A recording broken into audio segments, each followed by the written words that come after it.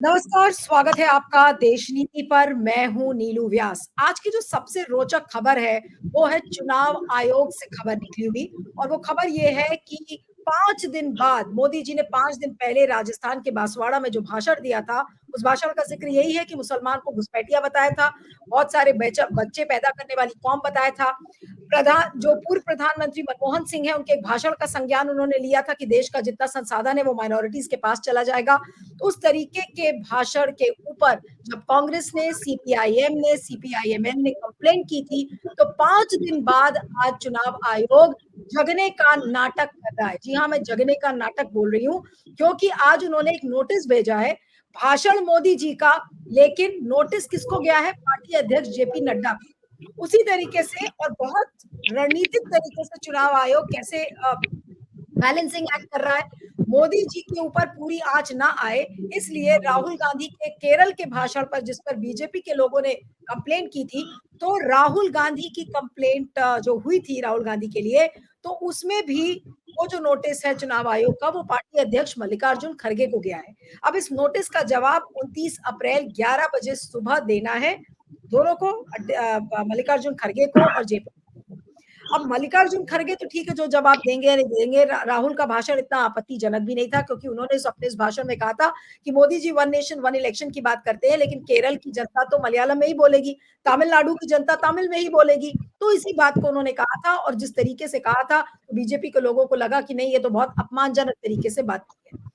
लेकिन मोदी जी ने जो कहा अपने भाषण में राजस्थान में, वो तो पूरी इंटरनेशनल मीडिया ने देखा, सिविल सोसाइटी के ग्रुप्स ने देखा, देश भर के तमाम लोगों ने देखा, और यही कहा कि एक खास कौम के लिए इस तरीके से बात क्यों की गई, और वो भी एक प्रधानमंत्री अगर इस तरीके की बात करे तो उसको शोभा नहीं देता है। कंप्लेंट में बकायदा सारे सेक्शन से कि आईपीसी की ये धारा के तहत, आरपी एक्ट की ये धारा के तहत, एमसीसी की ये धारा के तहत ये तमाम उल्लंघन मोदी जी ने किए हैं। लेकिन जो नोटिस आज गया है उसमें मोदी जी का नाम भी नहीं है, उन धाराओं का जिक्र भी नहीं किया गया है उस नोटिस में। तो सवाल ये उठता है कि क्या आज राजीव कुमार के आयोग ने ये सबूत दे दिया है कि भाई अब मेरे पास हिम्मत नहीं है, इतना प्रेशर आया था मेरे ऊपर, अब इस प्रेशर के लिए मैं केवल इतना ही कर सकता हूं कि मोदी जी को डायरेक्ट नोटिस न देकर मैं जेपी नड्डा को दे देता हूं कि वो जवाब दे। यानी कि चुनाव आयोग देश में सब पार्टीज को ये कह रहा है कि आप स्टार कैंपेनर्स कुछ भी बोल के निकल जाए, लेकिन उसका जो जवाब है वो पार्टी अध्यक्षों को देना पड़ेगा। ये किस तरीके का चुनाव आयोग है, आज इसी पर हम बातचीत करेंगे। हमारे साथ कुछ वरिष्ठ मेहमान आप स्क्रीन पे देख सकते हैं। हमारे साथ प्रबल प्रताप शाही है, जो कि कांग्रेस के प्रवक्ता है। प्रबल जी, आपका स्वागत है।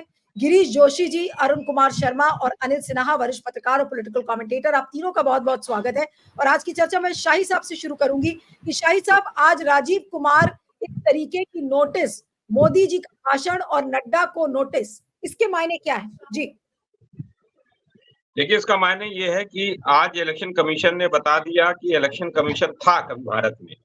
जिस तरीके से election commission of India, election commissioner ने जिस तरीके से नोटिस भिजवाया है, मुझे लगता है ये नोटिस जो है नरेंद्र मोदी को प्रसन्न करने के लिए नोटिस भेजा गया है। एक तानाशाह व्यक्ति के आगे नतमस्तक है इलेक्शन कमीशन। उनके इतने ज्यादा विवादित बयान, जो एक समुदाय को सीधे-सीधे टारगेट कर रहा है और देश के संविधान की धज्जियां उड़ा रहा है, लोकतंत्र की धज्जियां उड़ा रहा है, उससे ज्यादा इलेक्शन कमीशन ऑफ इंडिया के मॉडल कोड ऑफ कंडक्ट यानी चुनाव आचार संहिता का उल्लंघन कर रहा है, धज्जियां उड़ा रहा है। उसके बावजूद आप किसको नोटिस भेज रहे हैं? आप नोटिस भेज रहे हैं जेपी नड्डा जी को। और आप जो है क्या कर रहे हैं, उसकी जगह पे राहुल गांधी जी को भी एक नोटिस भेजने की जगह मल्लिकार्जुन खड़गे जी को भी एक नोटिस भेज दे रहे हैं, कांग्रेस पार्टी को भी दे दे रहे हैं। ऐसा होता है उत्तर प्रदेश में, बिहार में और दिल्ली में या बाकी देशों में, प्रदेशों में भी, अगर कोई एक आदमी जो है अपनी कंप्लेंट लेकर पुलिस थाने पे जाता है, तो थानेदार जो दूसरे पक्ष का पक्षधर होता है, वो क्या कहता है दूसरे वाले फोन करके कि तुम एक काम करो, तुम काउंटर एफआईआर करा दो।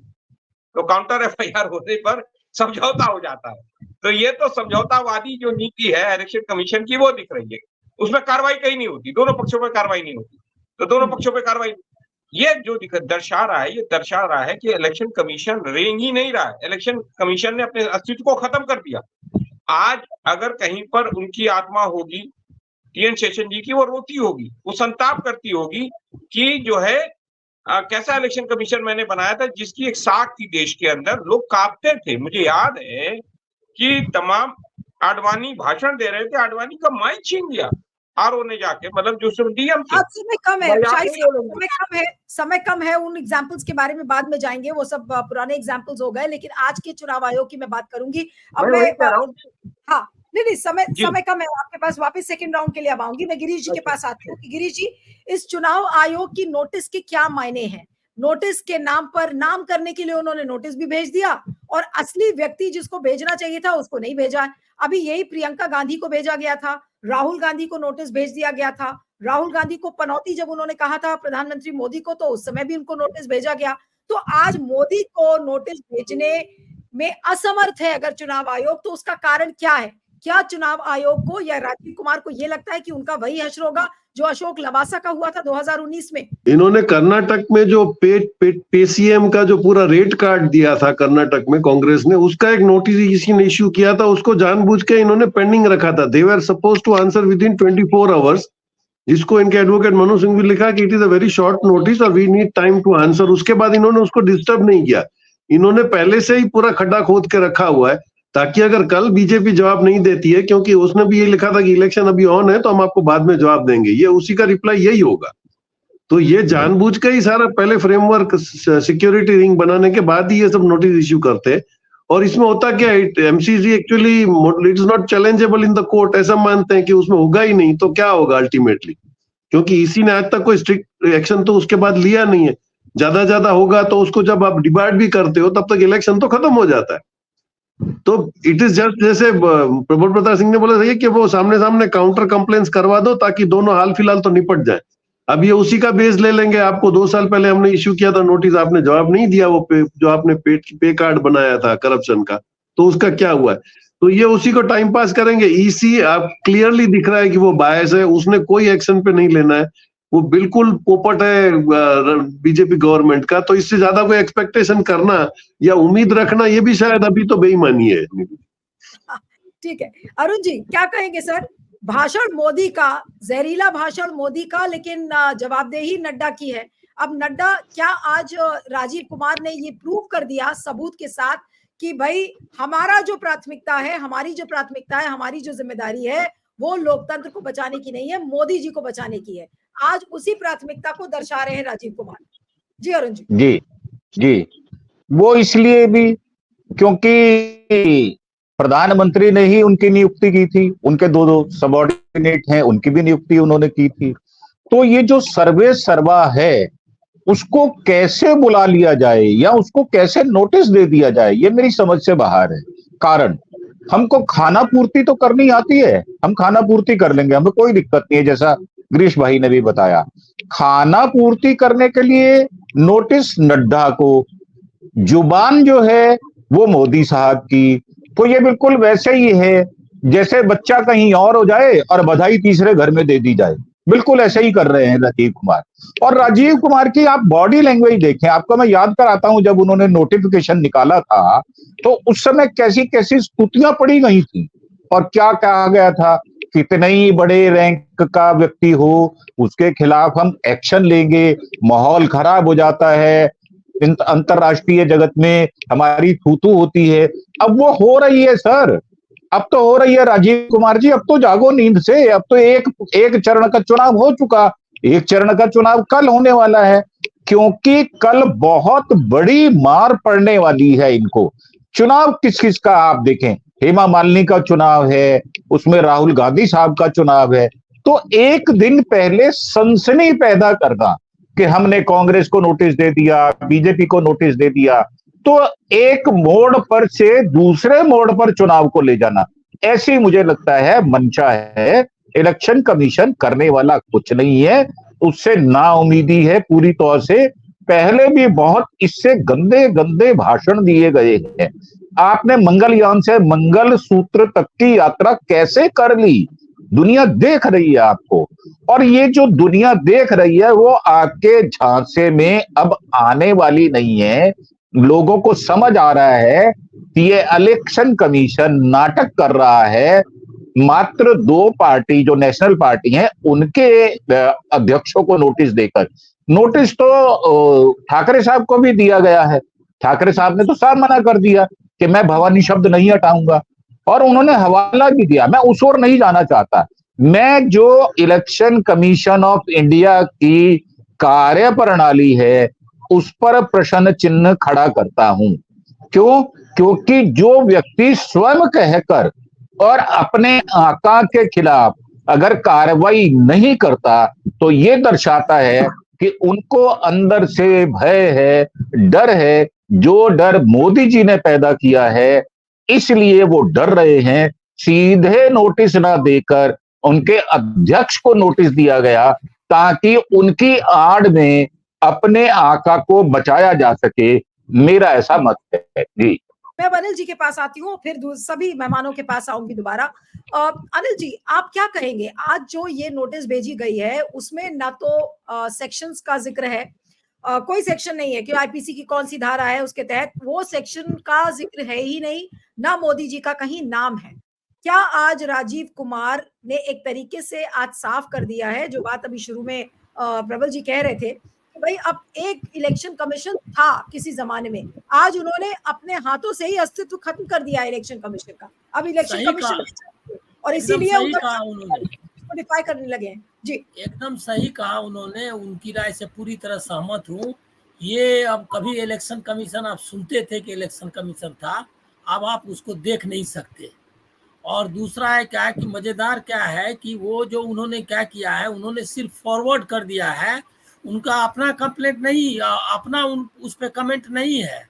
उन्होंने सिर्फ फॉरवर्ड किया है कि ये आपके खिलाफ कैंपेन आया है, स्टार कैंपेनर्स को स्टैंडर्ड मेंटेन करना चाहिए, उनको लिमिट नहीं क्रॉस करना चाहिए।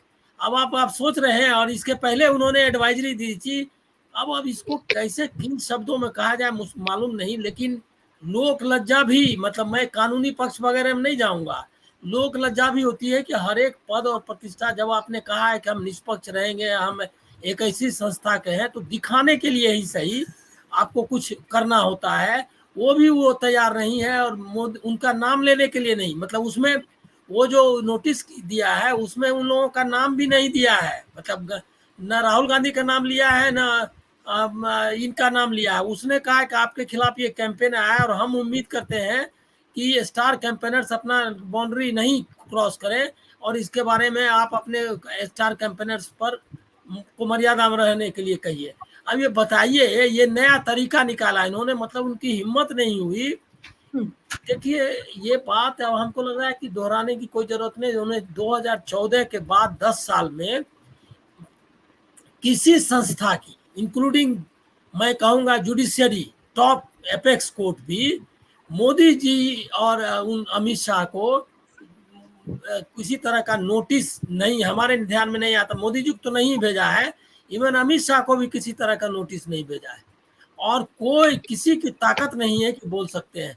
जबकि यही इसके उलट ठीक इनके पहले मनमोहन सिंह थे, कितना कोर्ट नोटिसेस और कितना मनमोहन सिंह के दफ्तर को जिस तरह से पूछताछ किया गया और उनसे बातचीत, मुझको याद आ रहा है कोल स्कैम का, या 2G स्पेक्ट्रम में भी, सब में जिस तरह से जुडिशियरी, इवन जो ये का है, मतलब जो गवर्नमेंट फंक्शन, मतलब ईडी टाइप, मतलब ईडी नहीं सीबीआई, उनसे भी उनसे पूछताछ की गई।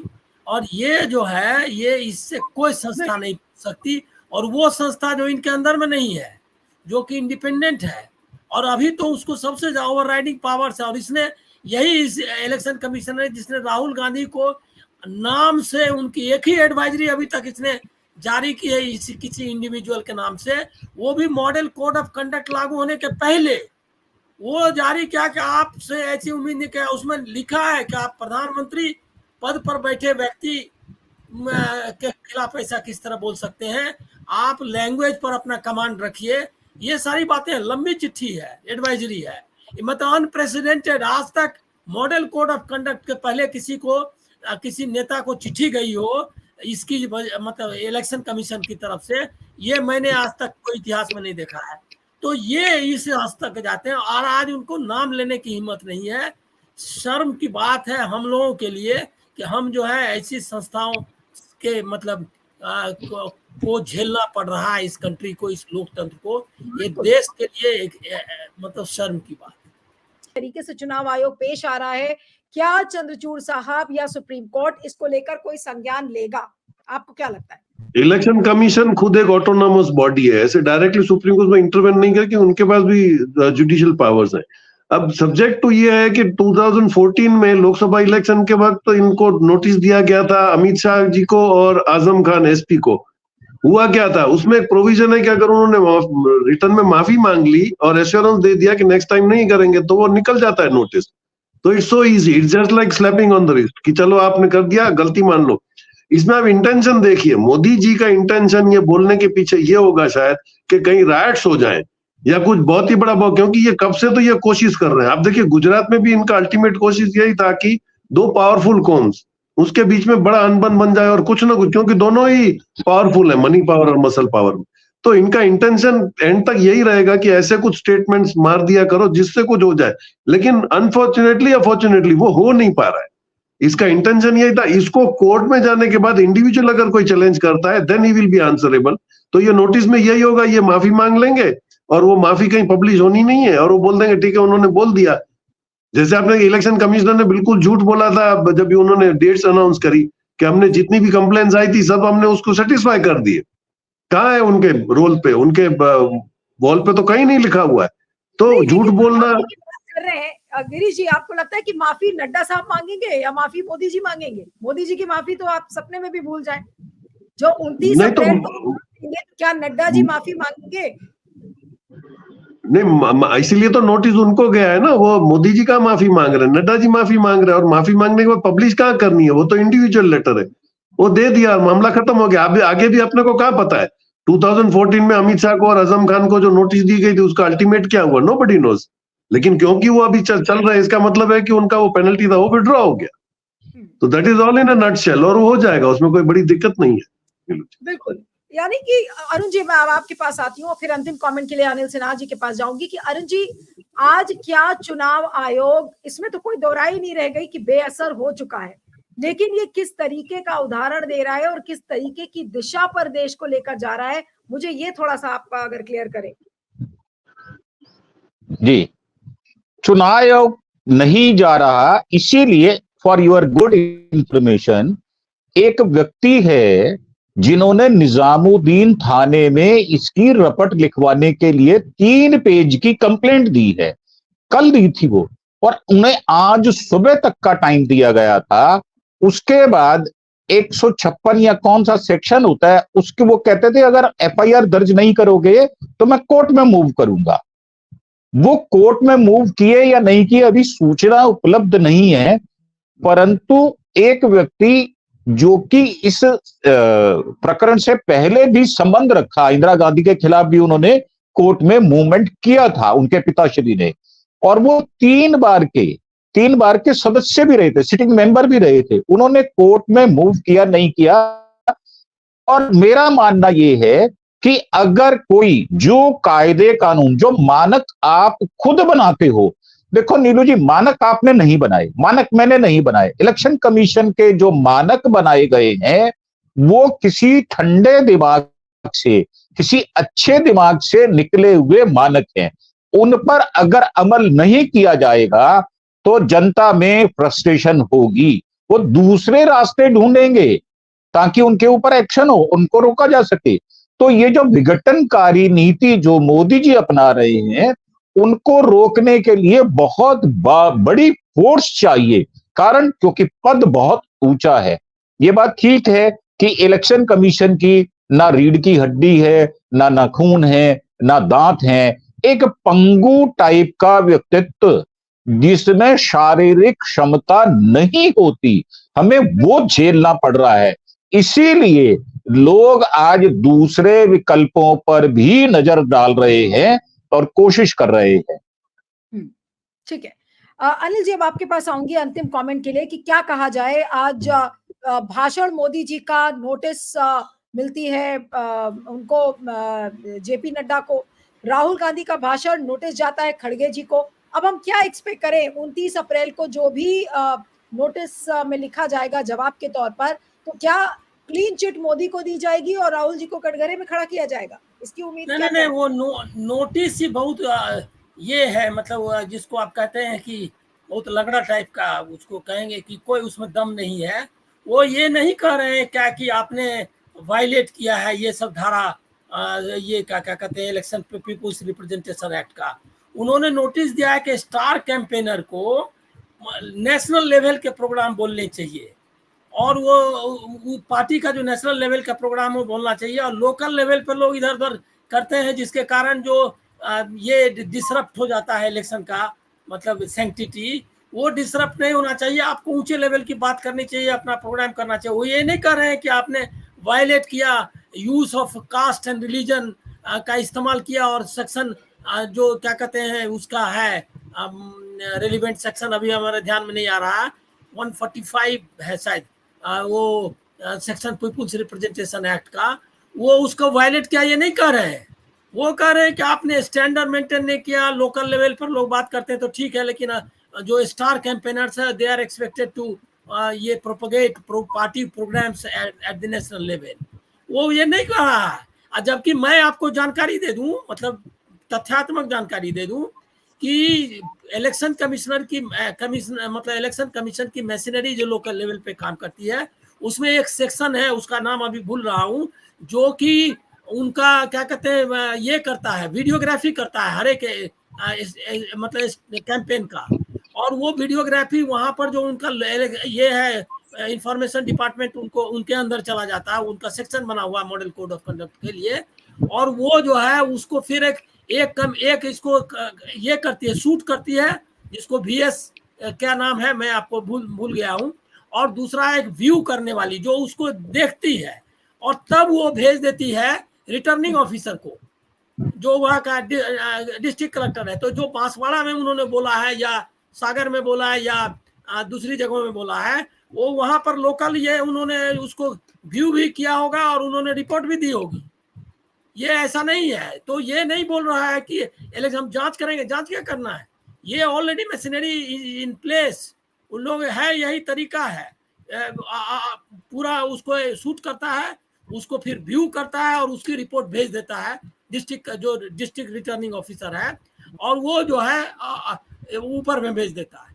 तो ये जो है ये हुआ होगा इनके मामले में भी, जो कि हुआ वहां, आपने याद होगा आपको कि जो स्कूली बच्चे कोयम्बटूर में इनकी सभा में, मोदी जी की सभा में चले गए थे, तो वो उसी आधार पे हुआ कि उसने वो रिपोर्ट की कि भाई ये वीडियो बच्चे हैं, और बच्चे कैसे गए थे वो करके रिपोर्ट की, तो उस पर जो है उनको वहां पर कानूनी कार्रवाई शुरू करवाई। CPI ने उसको ये उठाया भी था, मतलब दर्ज किया था। अब पता नहीं आगे क्या किया, वो भी उस पर भी बैठ गई है, कमीशन बैठ गया है। अरुण जी कुछ कहना चाह रहे हैं? अरुण जी हाँ, तो ये बोल ही नहीं रहे हैं कि आपने क्या वायलेट किया, बोल रहे हैं मतलब इधर उधर की बात, कि आप जो है स्टार कैंपेनर को ये बोलना चाहिए, ऐसे बोलना चाहिए, ये सब नहीं। मामला सीधा है कि आपने रिलीजन का इस्तेमाल किया, और वो उसके लिए हाईकोर्ट जा सकती है, अभी जाएगी कांग्रेस, हमको लग रहा है जाएगी, क्योंकि 123 जो है section of people's representation act के